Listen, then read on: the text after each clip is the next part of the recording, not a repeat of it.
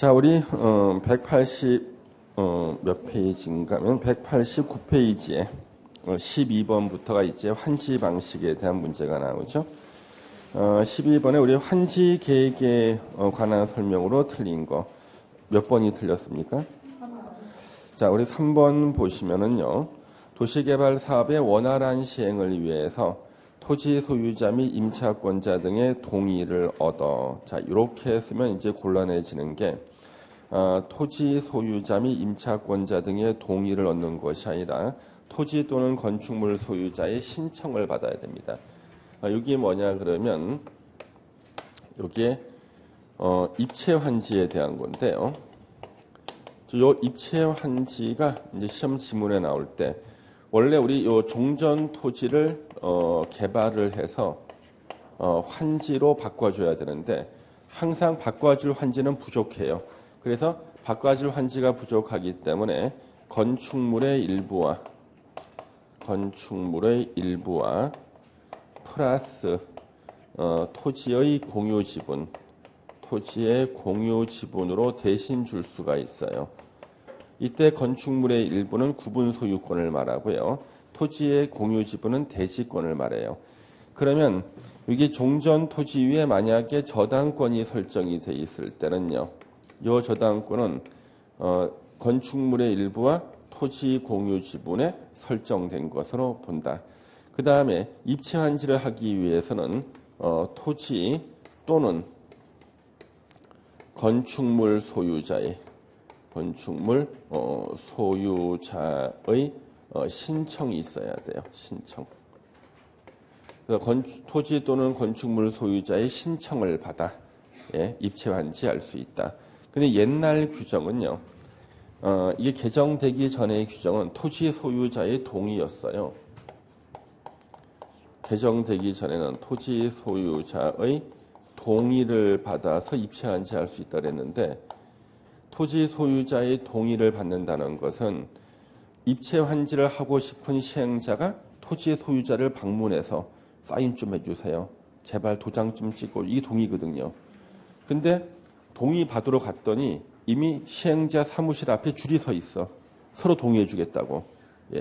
왜? 입체 환지는 주택 공급에 관한 기준을 적용하지 않기 때문에 청약순위 1순위, 2순위, 3순위에 해당하지 않는 사람도 다 공급을 받을 수가 있거든요. 장점이 있어요. 그래서 토지 또는 건축물 소유자의 신청을 받아서 입체 환지를 할 수 있다는 거죠. 그래서 지금 거기에 3번이 틀린 게 원활한 시행을 위해서 토지 또는 건축물 소유자 신청을 받아 환지 대신에 건축물의 일부와 토지 공유 지분을 종전 토지 소유자에게 지급할 수 있다. 이렇게 쓰면 이제 맞는 지문 되겠죠? 3번이 틀려 있습니다. 그러면 1번은요. 행정청인 시행자는 환지 계획 작성했을 때 인가 안 받는다 그랬죠?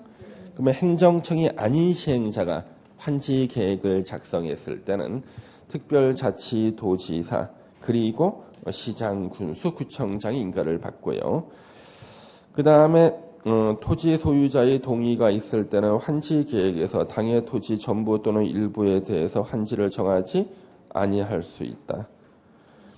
자, 당해 토지 전부나 일부에 대해서 이게 동의에 의한 환지 부지정. 그러니까 신청이나 동의에 의한 환지 부지정을 말해요.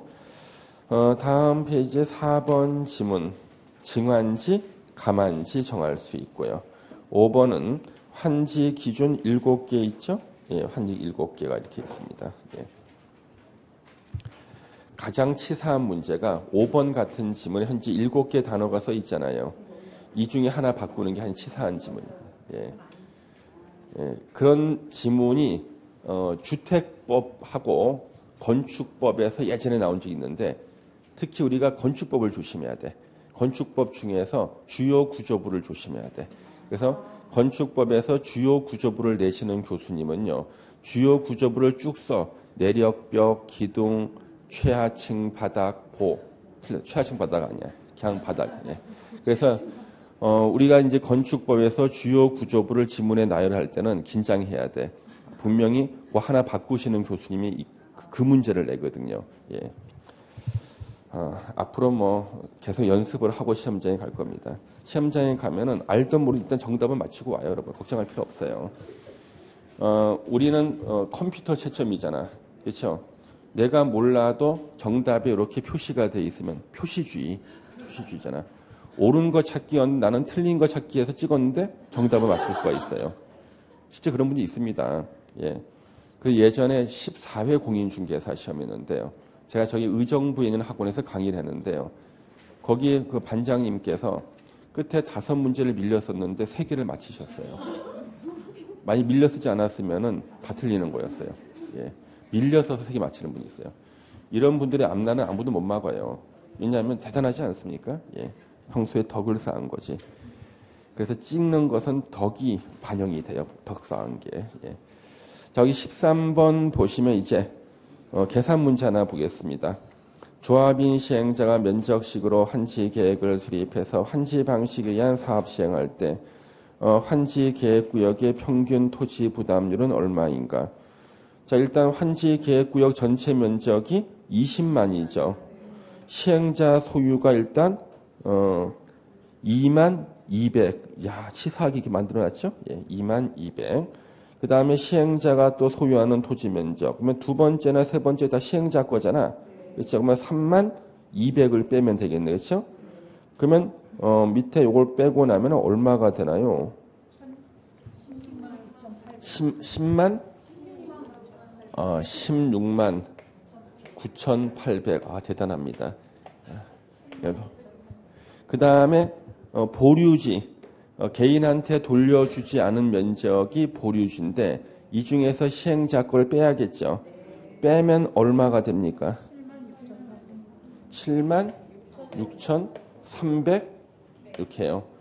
그러면 곱하기 100을 하면은 퍼센트가 얼마로 나옵니까? 딱 45가 나옵니까? 44점 얼마가 나온다 이거. 그러면은 정답은 대충 45, 예, 대충 45, 약 45% 이렇게. 예. 그래서 지금까지는 이렇게 뭐 끝에까지 뭐 200 이런 짜투리 같은 거는 낸 적이 없어요. 예, 그냥 공부하라고 내놓은 거고요. 그러면 우리가 공부를 못한다 할지라도 4번이나 5번은 될 수 있으면 안 찍어야겠네. 원칙이 50%를 넘을 수가 없는 게 원칙이니까, 그렇죠? 예. 그래서 아무리 찍어도 대충 좀 알고 찍어야 돼요. 예. 그래서 여러분들 이 토지 부담률의 개념을 알면은 이 계산 문제가 어렵지가 않거든요. 그러면 이제 9월 달에도 이제 모의고사 볼 때도 문제 하나 낼 거고 이렇게 해서 몇 번 풀어보면은요. 분명히 출제하는 교수님은 도시개발법 시행 규칙에 이 계산 문제를 내면은 무조건 틀릴 거야 하고 내지만 그 대부분 사람 틀립니다. 근데 준비한 사람은 맞추거든요. 그래서 아무리 객관적으로 어려운 문제라도 준비하고 있는 사람한테는 당할 수가 없습니다. 너 나오기만 기다리고 있었다. 또 맞히는 거지. 예. 자, 14번 토지 부담률에 대한 설명으로 틀린 거 몇 번? 3번. 환지 계획구역 안에 토지 소유자 총수 3분의 2상이 동의할 때 평균 토지 부담률은요. 62%로 할 수 있다죠. 그렇죠? 예. 3분의 2 동의하면은 60% 초과할 수 있습니다. 예. 그 다음에 거기 나머지는 한 번씩 그냥 참고로 또 읽어주시고 항상 도시개발법에서 시행규칙에 토지 부담률을 틀리게 내는데 그때 나올 수 있는 지문들이니까 좀 봐두시면 좋겠고요. 그 다음에 여기에 환지 방식 15번 옳은 거 찾기입니다. 몇 번이 옳은 건가요? 1번 보겠습니다. 행정청이 아닌 시행자가 환지계획 인가를 신청하거나 행정청이 시행자 환지 계획을 정하고자 할 때는 토지 소유자와 당해 토지에 대한 임차권자 등등 우리가 이것을 이해관계인이라 그래요. 이를 통지하고 관계 서류 사본을 일반에게 공람시켜야 된다. 완벽하게 맞는 문장인데 예, 옳은 것이고 그럼 나머지 지문들 어디가 틀렸는가 하나씩 보겠습니다. 2번 면적이 작은 토지에 대해서 징환지 할 수 있고 감환지도 할 수 있다죠. 감환지 못한다고 틀렸죠. 2번. 3번 토지 소유자의 신청이 있었을 때 신청이나 동의에 의한 환지, 부지정, 전부나 일부에 대해서 환지를 정하지 아니할 수 있고 임차권자 등이 있을 때는요. 임차권자 등의 동의를 받아야 돼요. 의견을 듣는 거는 의견 듣고 의견대로 안 해도 괜찮고요. 동의는 구속당하는 거예요. 그래서 동의를 받아야 됩니다. 의견 청취하는 거 아닙니다. 3번 틀렸고 4번 환지 방식으로 시행할 때 조성 토지 등의 가격을 평가하고자 할 때는 공인평가 기관이 평가하는 경우는 심의를 거치지 않아도 된다. 토지평가 심의회, 그러니까 토지평가 협의회죠. 예. 토지평가 협의회의 심의를 거치지 않을 수 있다 아니라 토지평가 협의회의 심의를 거쳐야 되고 그에 앞서 감정평가업자의 평가를 거쳐야 됩니다. 그러면 평가가 먼저인가 심의가 먼저인가? 평가를 먼저 하고 심의를 나중에 하는 거예요. 예. 하나도 중요하지 않은 건데 시험에 3번이나 나왔어요. 출제하시는 교수님이 토지평가협의회 위원이야. 그래서 하나도 중요하지 않은데 3번이나 나왔습니다. 예. 그 다음에 거기 5번에 도시개발 사업을 원활히 시행하기 위해 특히 필요할 때는 토지 또는 건축물 소유자의 신청을 받아죠. 토지 또는 건축물 소유 신청을 받아 건축물 일부와 토지 공유 지분을 부여할 수 있답니다. 신청을 받아야 토지 또는 건축물 소유자 신청을 받아. 옛날에는 토지 소유자 동의를 받아서 입찰한지 했지만 동의가 바뀌어서 신청을 받아로 바뀐 거죠. 16번에 틀린 거는 몇 번인가요? 1번. 환지 계획의 작성에 따른 환지 기준 등에 관해 필요한 사항은 시행자가 정합니까? 그러면 이건 누가 정하게 돼 있어요? 자, 요건 우리 국토교통부령으로 정하게 돼 있죠. 기준 등에 관해서 필요한 사항. 자, 여기 지금 우리 16번 같은 거는요. 1번 지문. 요거 어디 나오는지 한번 우리 기본서 찾아보겠습니다. 기본서 한번 찾아보세요. 예. 기본서를 한번 찾아서 우리 확인을 해보겠습니다.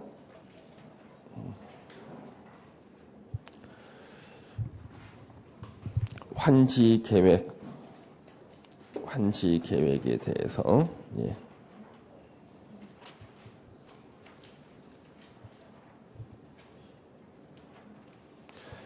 저기 284페이지예요. 284페이지 1번에 가로 1번에 의 있죠? 시행자는 도시개발 사업의 전부나 일부를 환지 방식에 의해서 시행하려면 다음의 사항이 포함된 환지 계획을 작성해야 되는데 박스가 환지 계획 내용이고요. 또 환지 계획 작성에 따른 환지 계획의 기준 밑줄 쳐야겠죠? 환지 계획의 기준. 보류지 등의 책정 기준에 관해서 필요한 사항 밑줄 그어보세요. 국토교통부령으로 정할 수 있다. 선생님, 행정계획의 기준은요. 국토부 장관이 정하는 거 아니었어요? 그런데 우리가 환지 계획은요. 우리가 수립이라 그래요? 작성이라 그래요? 예? 작성이라 그래. 그렇잖아요. 환지 계획은 우리가 작성이라 말 쓴다고요. 수립이라고 쓸 때 우리가 수립 기준을 정할 때 국토부 장관이 정하는 거고 작성 기준은요. 국토부 장관이 개입하는 거 아니에요. 예. 그래서 광역도시계획 수립 기준, 지구단위계획 수립 기준, 도시군 기본계획 수립 기준, 도시군 관리계획 수립 기준, 수립자가 들어가는 계획의 기준을 국토부 장관이 정하는 거고 환지 계획은요. 수립이라는 말을 안 써요. 왜? 범위가 너무 좁아요. 예. 손바닥만한 사업할 때도 우리가 환지 계획을 작성하거든요. 그때 그 기준을 국토부 장관이 정하지 않습니다. 국토교통부령으로 정합니다. 그래서 이것은요. 무조건 계획만 나오면 기준을 다 국토부 장관이 정한다고 알고 있는 사람들을 틀리게 만들려고 내는 지문 이거예요. 예. 이거 제가 다른 데서 봤어요. 다른 시험에서 봤습니다. 이거. 우리 기출문제 안 나왔겠죠? 예. 이거 나오면은 수많은 이제 피해자가 또 양산되겠네, 그죠? 예. 근데 1번이 틀렸다고 맞췄어요. 그래서 왜 맞췄냐고 그랬더니 국토부 장관인데 시행자로 해서 동기에 착오가 있었지만 정답을 맞힌다. 근데 만약 이것을 국토부 장관이 정한다 그러면 못 찾아낸다니까. 국토교통부령. 환지 계획은 수립이 아니라 작성이잖아요. 그렇죠? 작성 기준은 국토교통부령입니다. 예. 2번 그대로 보시고 환지 계획 내용이 나오죠. 3번도 그냥 보시면 되고 4번, 5번 마찬가지입니다. 예. 자, 뒤로 넘겨주시고요. 17번에서 틀린 거 몇 번인가요? 3번. 예. 시행자는 환지를 정하지 아니하기로 결정된 토지 소유자에게 날짜를 정해서 그날부터 사용 수익을 정지하게 할 수 있는 거죠. 그래서 이민 가는 사람한테 청산금 주면서 날짜를 정해서 언제부터는 쓰지 마세요 하는 거예요. 그래서 3번은 쓰게 하는 것이 말이 안 되죠. 3번이 틀려 있고요. 나머지는 그대로 또 같은 지문들이 반복되어 있습니다. 예. 자, 18번에 이제 옳은 거 찾기가 몇 번이 옳은 건가요? 1번. 과밀 억제권역에 위치하지 않은 도시개발구역의 토지 소유자에게는 보유한 주택수만큼 공급할 수 있다. 이거는 우리 입체환지에 대해서 나오는 건데요. 이 부분이 정비법하고 정비법의 관리처분 계획과 거의 같아요. 그래서 1번 지문이 뭐 시험에 대놓고 나오진 않겠습니다만은 이게 어디에 나오는가 한번 보면은요. 자, 우리 입체환지 중에서 여기 나오는 데가 287페이지. 우리 기본서 287페이지 나와요. 287페이지 동그라미 5번 나오죠? 다음 어느 하나에 해당하는 토지 소유자에 대해서는 소유한 주택수만큼 공급할 수 있다. 박스 안에 1번. 과밀 억제 권역에 위치하지 아니하는 도시개발구역의 토지 소유자에 대해서는 10개 갖고 있으면 10개 다 주겠다 그런 뜻이죠. 예. 그래서 여기까지 시험에 내지는 않지 않겠는가. 근데 이게 도시개발법 시행규칙도 시험에 나오는 판에 이거는 도시개발법에 있거든. 물론 신설된 부분이에요. 몇 년 전에. 예. 그래서 1번은 그대로 좀 알고 있으면 좋을 것 같다. 나머지는 또 앞에 나왔던 것들 반복해 나오고요. 예. 19번은 그냥 참고로만 보시면 되겠습니다. 참고로만. 예. 자, 20번은 몇 번이 틀려 있습니까? 1번. 그게 우리 특별자치시장 나오면 안 돼요. 예. 특별자치시장은 도시개발법에서 아예 안 나옵니다. 그 다음에 환지계획 작성했을 때 허가받는 게 아니라 인가받는 거예요. 인가받는 거. 한날 어떤 분이 메일로요. 인가에 대해서 설명해달라고 질문하셨는데 이분 질문한 전체 내용을 쭉 봤었을 때 이분은 인가에 대해서 설명해 드려도 이해를 못 하실 분이거든요. 솔직한 얘기로. 왜? 내가 인가가 뭔지 이해를 하는데요. 법대 2학년 2학기 때 이해를 했거든. 예. 근데 이분이 먼저 두 가지를 질문했는데 첫 번째 질문이 뭐였냐 그러면요. 2분의 1 이상이 과반수와 같은 뜻 아니냐는 거야. 과반수와 2분의 1이 같은 거 아니냐. 이거 질문하셨어요. 그래서 제가 2분의 1은 100명 중에 50명이면 2분의 1 이상이고 51명이 과반수입니다. 이렇게 설명을 드렸거든요. 두 번째로 물어본 게 인가가 뭔지 궁금하다 그랬는데 2분의 1과 과반수를 갖다가 구별할 수 있을 텐데 인가를 이해할 수 있을 텐데 그래서 제가 설명을 할 때 인가는 그냥 우리가 법에서 공부한 대로 됐어요. 제가 공부했던 행정법 책에 나온 거 당사자의 법률 행위를 보충해서 완전한 효력을 발생시켜주는 게 인가입니다. 왜? 어차피 모를 거거든 이해를. 그래서 그냥 법에 책에 쓰는 그대로 책에 법과대학교의 행정법 교재에 써 있어요. 인가란 당사자의 법률 행위를 보충해서 완전한 효력을 발생시켜주는 것을 인가라고 한다. 예. 제가 밑에 판례 하나 적어주려고 그랬거든요. 토지거래 허가제에서 허가의 법적 성질은 인가다. 예. 당사자가 토지를 사고 파는 계약을 체결했더라도 효력이 안 생겨. 토지거래 허가를 받으니까 효력이 생겨. 그래서 인가의 효력을 갖는다. 인가. 그렇잖아요. 여러분 토지거래 허가에서는 허가 안 받으면 효력이 안 생기죠. 그 당사자가 아무리 매매 대금 주고 계약 체결하고 채권 계약, 물권 다 해도 허가 받기 전에 효력 안 생기잖아요. 그 대법원 판례가 그것은 인가의 성질을 갖는다. 판결이 대법원 판례가 있어요. 인가. 그때 인가가 뭐냐 그러면 당사자의 법률 행위를 보충해서 완전한 효력을 발생시키는 것이다. 그런데 우리 학설은요. 우리 교수님들은요. 토지거래 허가에서 허가는 인가의 성질도 있지만 허가의 성질도 있다 그래 버렸습니다. 그게 통설이야. 통설. 통설은 허가 플러스 인가의 성질. 대법원 판례는 인가의 성질이거든요. 그래서 왜 허가의 성질이 있는가? 그건 설명하잖아요. 그 이해하는 사람은 학원에 안 나와도 돼. 그 사람 천재야. 혼자 보면 다 붙을 수 있는 사람이. 예. 근데 여기는 지금 말도 안 되는 허가라고 나왔거든요. 인가하고 허가는 전혀 달라요. 허가는요, 인간이 태어날 때부터 가지고 태어나는 권리를 국가한테 빼앗겼다가 빼앗겼던 본인의 권리를 도로 찾아오는 게 허가예요.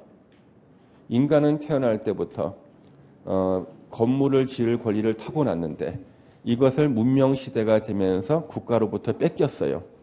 그래서 예외적으로 건축 허가를 받은 사람한테 빼앗아 갔던 그 사람의 건축할 권리를 다시 국가가 돌려주거든요. 그럼 우리는 건축 허가 받았을 때 기뻐요, 담담해요? 담담한 거야. 본래 내가 타고났던 권리를 빼앗겼다가 도로 찾아온 거거든요. 그렇죠? 예. 그 다음에 인간은 뭐예요? 당사자의 법률 행위를 보충해서 완전한 효력을 발생시키는 게 인가야. 그 이해가 안 되면은요, 벽에 용이 한 마리 그려져 있는데 용에 눈이 없어. 눈을 그려서 넣었더니 용이 살아서 하늘로 올라가더라. 이게 인가야. 예? 이게 인가. 예. 완전한 효력을 발생시키는 이게 인가야. 예. 그래서 요거는 인가를 받아야 되는 거고 인가권자도 틀려 있고 허가도 아니죠, 그렇죠? 예. 그 학문 쪽으로 들어가잖아요. 그러면 사람이 굉장히 마음은 뿌듯한데 점수에는 전혀 도움이 안 돼요. 점수에는. 예. 점수에 도움되는 것은 외우는 게 점수에 도움돼. 예. 이유를 알고 그러면 마음은 뿌듯한데 점수에 도움이 안 돼요. 예. 안 돼. 일단 1번 틀려 있고요. 자, 2번 지문은 하나를 기억하셔야 돼요. 아까 우리 환지 계획을 인가받고 변경할 때는 다시 인가를 받아야 되는데 경미한 사항 변경일 때는 인가를 다시 받지 않는다. 아까 금전으로 청산하는 경우 있었죠. 그거 하나하고 요거 하나 더 기억해 주셔야 돼. 하나 더.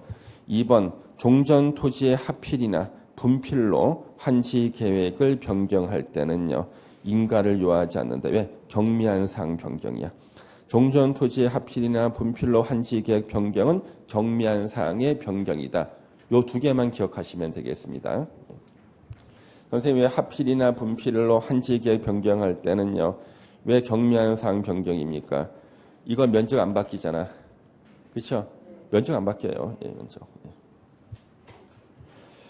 그 다음에 3번 토지 소유자의 신청 또는 동의에 의한 환지 부지정이나 토지 면적을 고려해서 환지 대상에서 제외한 토지 등에 대해서는 청산금을 교부할 때 이를 결정할 수 있다. 줄 때 결정할 수 있다. 예. 그 다음에 4번 시행자는 환지를 정하지 아니하기로 결정된 토지 소유자 또는 임차권자 등에게 날짜를 정하여 예전에는 기일을 정하였어요. 근데 이것을 갖다 날짜를 정하여로 바꿨거든요. 바꿨다 해도 의미는 같기 때문에 틀린 지문 아닙니다. 기일을 정하여 그랬더니 누가 돌아가셨냐. 그래서 날짜를 정하여로 바꿨어요. 예, 날짜를 정하여. 그날부터 사용 수익을 정지시킬 수가 있다. 자, 그게 보시고 그 다음에 5번에 사용 수익을 정지하고자 할 때 30일 이상 기간을 두고 미리 토지 소유자, 임차권자 등에게 통지하여야 한다. 그러면 요 30일 이상 기간을 두고 통지해야 된다는 지문이 어디에 나오는지 우리 빨리 한번 찾아보겠습니다. 기본서. 예. 어디에 나오는지. 예. 285페이지에 가로 4번을 보세요. 30일 이상의 기간을 두고 미리 알려야 된다고 나오죠. 거기 막 빨간색으로 막 30일 돼 있지 않아요? 그리고 뭔가 X가 돼 있지. 며칠? 60일. 그래. 자기 필적이 맞아요. 네, 맞습니다. 왜 60일 X냐 그러면 우리 환지 방식이나요. 도시개발법에서는 60일이 계속 나오는데 이것만큼은 30일이에요.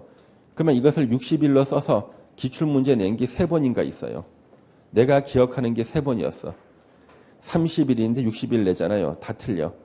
그리고 이 문제를 갖다가 함정에 빠뜨리기 위해서 요 앞에 문제를 뭘 내냐 그러면요. 요 앞에 문제. 이거 30일을 갖다가 틀리게 만들려고 요 앞에 있는 문제를 갖다가 환지 예정지가 지정됐을 때 임대료 증감 청구를 할 수 있고 임차권자 등은요. 그 다음에 계약 해지나 권리 포기를 통해서 의무를 면할 수도 있고 이와 같은 청구는 60일 내 하여야 한다. 하나 써줘. 예. 환지 계획에 대해서 의견이 있는 자는 그 의견서를 제출할 수 있고 그다음에 시행자는 60일 내 의견을 제출한 자에게 통지하여야 한다 써주고 바로 그 밑에 문제가 요 문제로서 날짜를 정해서 사용 수익을 정지시킬 수가 있고 미리 60일 전에 미리 60일 이상의 기간을 두고 알려야 한다. 그러면 거의 다 함정에 빠지는 거예요. 예. 위에는 맞는 거 60일 써놓고 틀린 거 60일 쓰면 틀린다고. 이게 30일이에요. 예. 그래서 함정을 깊이 파기 위해서 위에다가 하나 던져주는 문제도 내요. 예. 그리고 학생들 틀리면 너무 흐뭇해하는 거지. 흐뭇해하는. 자, 21번 환지 예정지에 대한 문제가 나와 있죠. 자, 21번 틀린 게 몇 번입니까? 2번 종전토지 임차권자는 환지 예정지 지정 이후에도 환지 처분이 공고되는 날까지 종전토지 아니죠. 종전토지의 소유자와 임차권자 등은요. 환지 예정지를 사용 수익하는 거예요. 종전토지 못 씁니다. 예, 2번 틀려 있고. 예.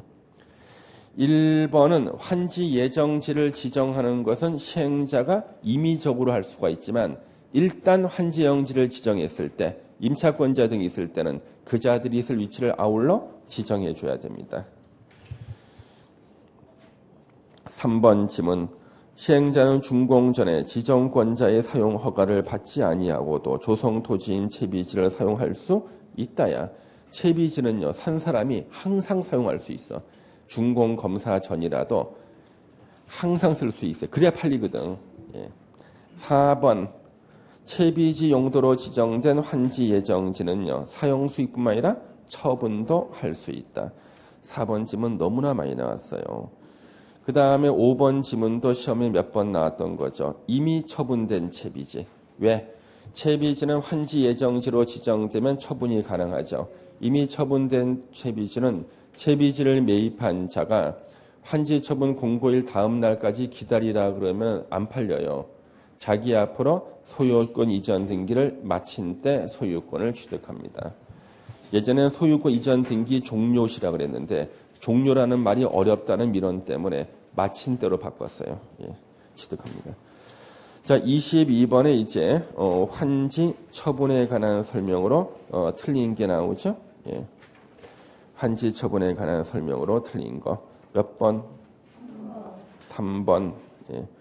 지정권자인 시행자는요. 자기가 자기한테 준공검사 못 내주니까 공사완료 공고 60일 내 환지 처분이죠. 예, 3번 틀렸고요. 그럼 선생님 2번이 어떻게 옳은 겁니까? 도면의 축척이나 도면, 서류 이런 것들은 항상 옳은 지문이었다. 그리고 여러분들이 못 들었던 그런 지문들은 다 도시개발법 시행규칙에 나오는 것들이에요. 도면의 축척, 서류 이런 것들은 항상 옳은 지문으로 냈어요. 그 다음에 23번 환지 처분에 관한 설명 중 틀린 거 몇 번? 5번. 예, 종전 토지에 존재할 리가 없죠. 예, 건축물의 일부와 토지 공유 지분에 존재하는 것으로 본다고요. 그 다음에 24번에 틀린 것은 몇 번인가요? 5번. 사업 시행의 지장 여부를 확인받는 등 지정권자로부터 사용 허가를 받은 경우에는요. 준공검사 공사 완료 전에도 조성 토지 등을 사용할 수가 있어요. 미리 사용 허가 받으면 쓸 수 있습니다. 예. 단 채비지는 제외. 채비지는 항상 쓸 수 있는 거야. 준공검사 받고 여부 이런 거 불문하고 무조건 쓸 수 있는 거예요. 자, 그런데 이제 그 도시개발 채권이 있잖아요. 우리 도시개발 채권에 대해서는 이제 몇 가지를 제가 정리해 드릴 테니까 이걸 좀 기억하셔야겠습니다. 도시개발 채권에 대해서는 자,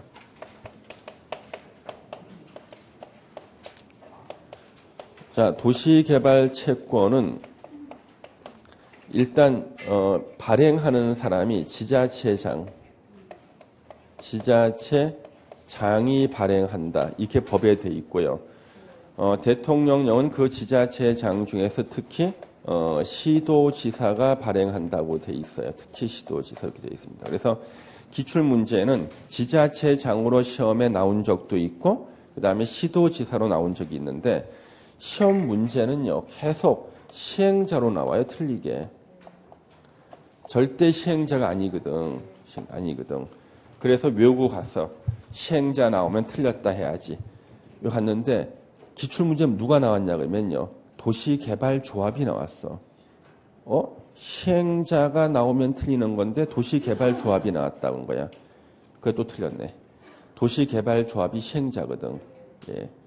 그래서 지금까지는 계속 시행자가 도시개발채권 발행할 수 있다고 내서 틀리게 하니까 시행자 나오면 틀린다는 걸 알고 갔는데 시행자라는 단어를 안 쓰고 시행자 중에 한 명인 도시개발조합이 도시개발채권 발행할 수 있다. X 나온 거죠. 그 다음에 상환기간이요.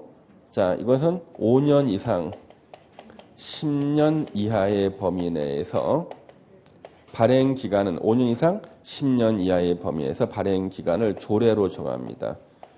그 다음에 누구한테 승인을 받냐 그러면 행정안전부 장관한테 승인을 받아야 되고요. 소멸시효가 나와요. 소멸시효는 원금은 5년. 그러니까 원금이 5년이에요. 원금은 5년이고요. 이자는 2년. 이자 2년. 그러면 이 소멸시효가요. 지금까지 기출문제가 5문제 이상 있어요. 소멸시효만. 예. 원금은 5년, 이자는 2년. 예. 그래서 요 도시개발 채권에 대해서는 핵심 사항들을 잘 정리를 해 놓으셔야 됩니다. 예. 자, 그 다음에 이제 뒤로 좀 넘겨서 이제 도시 및 주거환경 정비법 문제를 좀 보겠습니다. 예. 자, 우리 도시 및 주거환경 정비법은요, 올해가 너무 힘이 들어요. 그 힘든 이유가 올해 2월 달에요. 전면 개정이 됐어요. 말이 개정이지 법을 새로 만든 거나 마찬가지야. 그리고 첫 번째 보는 게 우리 시험이지 지금요. 그렇죠? 그러면 예전에 우리 도시 및 주거환경 정비법이 처음으로 제정된 게요. 2003년도였습니다. 14회 공인중개사 시험. 14회 공인중개사 시험을 볼 때 사람들이 당황한 거죠. 법이 만들어져서 처음 보는 시험이 자기가 시험 보는 거야. 예. 그래서 예전에는 지금 우리가 여기 도시 및 주거환경 정비법을 보는데 이게 2003년 7월 1일 날 제정이 됐고요. 대개정이 있었던 것이 2012년 8월 달에 대개정이 있었고 그 다음에 올해 2018년 2월 달에 또 대개정. 마음 같아서는 그냥 제정이라고 하고 싶어. 법 제목만 같아 그냥. 예. 이렇게 바뀌었거든요. 자, 그러면은 요렇게요. 법이 처음으로 제정됐을 때하고 요렇게 대개정이 일어났을 때는요. 일단 그 새롭게 생긴 개념들을 바로 시험에 물어보는 거예요. 예. 새롭게 추가된 개념들, 용어 정의, 새로 추가된 개념 있죠. 바로 물어보고 그 다음에 그 전에 법하고 달라진 부분이 있죠. 이것을 먼저 물어보는 겁니다. 예.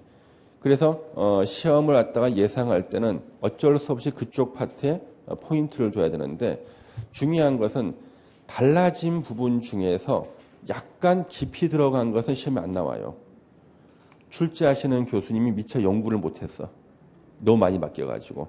그래서 대외적으로 정부가 발표한 내용이 있어요. 정부가 발표한 내용들. 이렇게 새로 만든 법의 핵심적인 개정사항은 이런 것이다 해가지고 법제처에서 정부의 그 어떤 자료를 가지고 발표하는 게 있어요. 그게 바로 포인트야, 출제 포인트야. 그래서 지금 이제 문제 풀 때부터는 올해 정부에서 2018년 2월 달에요. 전면 개정을 하면서 발표했던 요 특징, 개정의 특징이 있죠. 거기에 포인트를 두고 공부를 하셔야 되는데 제가 어차피 거기에 대해서 제가 강의를 하니까 요걸 잘 이제 외우셔야 됩니다. 기억하시고요. 그러면 여기에 우리 정비법은요, 지금 정비사업 종류가 세 가지예요. 정비사업 종류가 세 가지. 첫 번째가 주거 환경 개선 사업이 있어요. 환경 개선 사업이 이렇게 있고요. 두 번째가 재개발 사업이 있죠. 재개발 사업이 있고. 세 번째가 재건축 사업이 있잖아요. 그러면 이 세 개의 사업의 뜻은 무조건 시험에 나온다고 보셔야 돼요. 지금까지 법이 전면 개정됐을 때, 개정돼서 뜻의 변화가 왔었을 때 그것을 시험에 안 낸 적이 없어요. 꼭 냅니다. 그러면 우리가 작년까지 개정되기 전, 개정 전이면 작년이에요. 개정 전에는 정비사업 종류가 6개였거든요. 첫 번째가 주거 환경 개선 사업이라는 게 있었고요. 작년에 있던 주거 환경 개선 사업은 우리가 일명 달동네를 정비하는 거였어요. 달동네 정비를 하는 거였습니다. 예, 달동네 정비. 그 다음에 두 번째로 주거 환경 관리 사업이라는 게 있었어요. 작년에. 주거 환경 관리 사업. 이거는 뭐냐면 우리 재개발이나 뉴타운이 중단된 곳이 많잖아요. 그 지역은 아주 낙후된 곳인데 정비 사업이 중단돼 버려서 재개발이나 뉴타운이. 그러면 그 상태로는 살 수가 없기 때문에 지자체장이 자신의 비용으로 도로 확장, 상하수도 시설 교체, 공원도 하나 설치해 주는 거예요. 지역 사람들이 반대할 리가 없죠. 그래서 그 지역을 갖다가요, 중단된 지역, 지역, 정비 사업이 중단된 지역의 사후 정리를 위한 거예요. 사후 정리를 위한 것이 주거환경 관리 사업. 현재 서울에서 40군데 이상 하고 있어요. 지금요. 다 좋아해. 지역 주민들이 부담을 전혀 하지 않고 지자체장이 깨끗하게 해주기 때문에 집값이 올라가요. 대표적인 데가 마포 일대입니다. 여기요. 예. 뭐 요 두 개를 더해 가지고요. 올해 주거환경 개선 사업으로 만든 거예요. 그러면 현재 주거환경 개선 사업은 명칭은 주거환경 개선 사업으로 똑같이 왔지만 작년에 있었던 사업이 중단된 지역에 사후 정리한다는 사업도 들어간 거예요. 두 개를 더해서 주거환경 개선 사업 만들었거든요. 그래서 현재 주거환경 개선 사업의 의의는요. 작년에 두 개 사업 의의를 더해서 그냥 아주 간단히 더해놨어요. 문장이 두 배로 길어졌겠죠. 두 개를 더해놨으니까. 예. 그 다음에 작년에 주택 재개발 사업이라는 게 있었고요. 주택 재개발 사업이라는 게 있었고요. 요거는 이제 주택을 새로 짓는 거예요. 어느 지역에 주택을 새로 짓는 거고, 작년에 도시환경 정비 사업이라는 게 있었어요. 도시환경 정비 사업이라는 게 있었습니다. 예, 이렇게요. 이거는 상업지역이나 공업지역에서요. 지역에서 상가나 공장을 새로 짓는 게 도시환경 정비 사업이었거든요. 작년까지. 현재 영등포 일대에서 이거 많이 추진하고 있어요. 근데 요 두 개를 더한 거야, 세상에. 요 두 개를 더해서 재개발 사업으로 명칭을 바꿨어요. 그러면 작년에 주택 재개발 사업하고 작년에 도시환경 정비 사업을 더했으니까 올해부터 재개발 사업은 주택이나 상가나 공장을 새로 짓는 사업이고, 올해 재개발 사업의 뜻은 작년에 두 개 사업 뜻을 그냥 더해버린 거예요. 간단히 더해버려서 그냥 더했어요. 이렇게. 근데 문제는 요즘에 공인중개사 사무실에 사고가 계속 터지고 있어요. 작년에 우리 공식 명칭이 주택재개발 사업인데 주택자를 거의 띄고 말하거든. 다 재개발 그러잖아요. 근데 이제는 재개발 사업 그래 맞는 거야. 예. 작년까지 정확하지 않은 용어가 이제는 정확한 용어가 됐는데 의미는 바뀌었어. 작년까지 우리가 흔히 말했던 재개발 사업은 다 주택을 새로 짓는 거예요. 근데 올해부터 그냥 재개발 사업은요. 주택, 상가, 공장을 새로 짓는 거라고요. 그래가지고 근처 공인중개사한테 가서 물어보면 공인중개사가 이 사실을 알고 있을까요, 지금요? 공부하는 여러분도 몇 번 들었는지 잘 모르는데 공인중개사 몰라요. 이거 다 사고 터집니다. 사고. 예. 잘못 설명해서 사고 터져요. 예. 그래서 지금 아주 심각합니다. 지금 사고 터지고 있어요. 지금요. 그다음 5번째가요. 주택 재건축 사업이 작년에 있었거든요. 주택 재건축 사업이 작년에 있었는데 이 주택 재건축 사업은요. 사업 대상이 단독주택을 대상으로 재건축할 수도 있고요. 공동주택을 대상으로도 재건축할 수 있었거든요. 그런데 이 주택 재건축 사업을 주택자를 띄고 재건축 사업으로 명칭을 바꾸면서요. 공동주택만 대상으로 바꿨어요. 공동주택만 대상으로. 그러니까 공동주택만 부시고 재건축할 수 있다고요. 전에는 단독주택 부시고도 재건축 가능했는데 지금은 부시는 대상이 뭐야 돼? 공동주택만 부실 수가 있어. 작년에 있었던 것이요. 가로주택 정비 사업이라는 게 있었습니다. 가로주택 정비 사업. 이거 서울시하고 정부가요. 전국 지자체에다가 이것 좀 하라고 계속 압력을 넣었는데요. 사람들이 우리가 바보냐. 지역 주민들이 수익이 안 생겨서 아무도 안 했습니다. 그러다가 유일하게 성공된 사례가 우리 강동구에서 나왔어요. 강동구에 동도연립이라고 있어요. 동도연립. 강동구의 동도연립주택이 최초로 가로주택 정비 사업이 성공리에 끝난 딱 하나의 유일한 사례야. 딱 하나. 하나밖에 없어요. 저는 10,000제곱미터 미만으로 하게 돼 있어요. 3,000평 규모로 정비 사업하게 돼 있어요. 3,000평에 건물 몇 개나 짓겠어요. 집값 오르나? 안 오르거든. 그래서 아무도 안 했던 건데 우리 그 강동구 주민들이 너무 착해가지고 했어요. 그래서 유일하게 사업 끝난 게 동도 연립주택 하나. 이것만 가로주택 정비했거든요. 근데 이것을 갖다가 이번에 폐지했습니다. 도시 및 주거환경 정비법에서 폐지하고 없애버리고 이제 이렇게 된 거예요. 주택 재건축 사업이 있었던 단독주택 재건축하고요. 가로주택 정비 사업 요 두 개를 뽑아서 특별법으로 옮겨버렸어요. 특별법으로. 그래서 단독주택 재건축하고 가로주택 정비 사업은 특별법을 만들었는데 그 법이 빈집 및 그다음 소규모 주택 정비법이에요. 빈집 및 소규모 주택 정비법입니다. 그래서 공인중개사가 중개업할 때 이제 이걸 알아야 되는데 알 수가 없지, 그렇죠? 예, 빈집 및 소규모 주택 정비법이 있습니다. 그래서 올해 시험 끝나고 난 다음에 시간 나시면은요, 제가 이제 공지사항을 제 카페에서 이렇게 메일로 보낼 거예요. 우리 그 학교에서, 우리 그 부동산학과에서요, 대한민국 국민들 누구나 다 들을 수 있게 특강을 합니다. 그때 요거 할 거예요. 빈집 및 소규모 주택 정비에 관한 거 제가 강의할 거예요. 그때 오셔서 공부를 하고 합격증 나중에 받으시면 돼. 합격증 받기 전까지 내공을 한 달간 쌓아야지. 그렇죠? 예. 자, 이렇게 됐죠. 그러면은 지금 시험 문제는요. 요로와 같이 바뀐 것을 알고 있어야지만 문제가 어디가 포인트가 될 거라는 사실을 우리가 이해를 할 수가 있다고요. 아시겠죠? 예. 그래서 지금 문제에 나올 때 지금 여기 용어 정의 파트가 계속 시험에 나오잖아요. 요거 다 이제 우리가 체크해야 될 내용들이 됩니다. 예, 잠시만 쉬었다가 이제 문제 풀어보겠습니다.